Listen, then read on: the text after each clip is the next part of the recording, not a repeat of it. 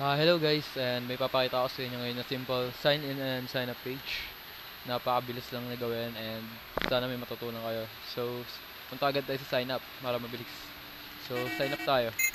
Let's say Mario. Password 123. Try natin maliin. So, hindi siya same password. Mario.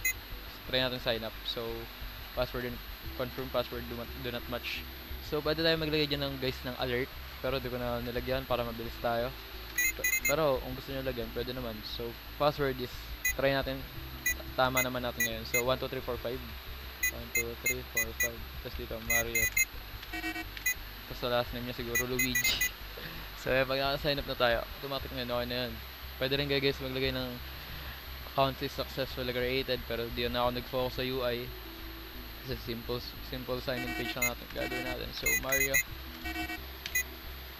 Pag mali, so, walang mangyayari. 1, 2, 3, 4, 5. So, pag same is tama. So, ayan. So, mapupunta ka dito sa welcome page na dinidisplay niyo yung mga results ng mga account na ginawa mo sa table. So, ayan yung ID, yung username, password, first name, last name. So, yung ID natin, naka-auto increment yan guys para hindi na kayo mahirapan. So, try ulit natin mag-login ulit tayo. So, ayan guys. Kita nyo kanina, pinundot ko yung sign up page. Diba nag-sign up ako kahit walang value yan. Kasi hindi ko siya ni-required. Kaya ayun guys yung pwede nyo lagyan dito, mga validation and input. Pero nakafocus tayo dito sa sign in and sign up lang. Gumamit na rin ako ng Bootstrap para mas mabilis. So, explain ko yung code na ito guys. So, bali sa sign in, ay sa sign up muna tayo para mabilis.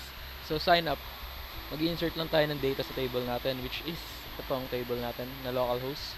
So, pag na-refresh natin kanina yan, ay yung ginawa natin yung Mario, pati itong 7 na pinundot ko, diba? Wala siyang laman. So, mag-insert lang tayo ng sa user account sa table natin.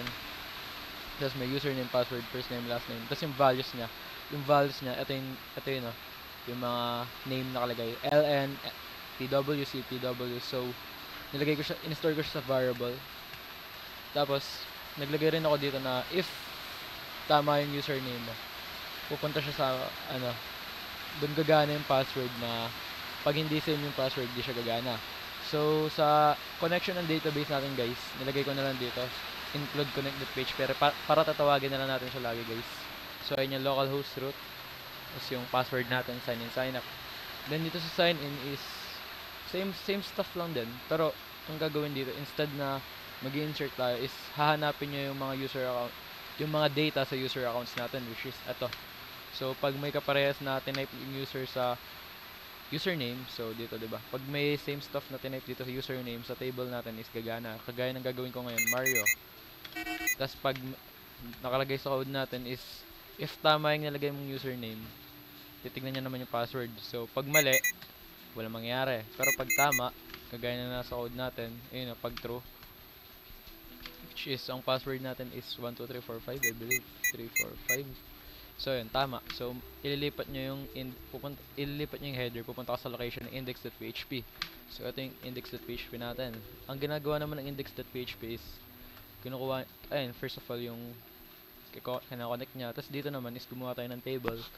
Tapos meron tayong t-body as usual. Tapos ayun, dito natin nilagay yung PHP natin para isa-select niya yung all from user accounts. Ibig sabihin na to guys, ng asterisk na to is isa-select niya all, select all yan from user accounts. Yung user accounts, ayun yung table natin Ayan Then isa-select niya yung mga data doon lahat. Tapos i-display niya yan sa table row. Tapos sa table row natin guys, ayun yung table, doon niya ilalagay yung mga data. So ayan guys, ito yung ID, username, password, first name, last name. So yung ID natin guys, naka-auto increment yan, kaya wala ka na ita-type dyan. So ayun lang guys, sana may natutunan kayo. Yung code na ito is ilalagay ko na sa description sa GitHub. Download nyo na lang. Yun lang. Thank you.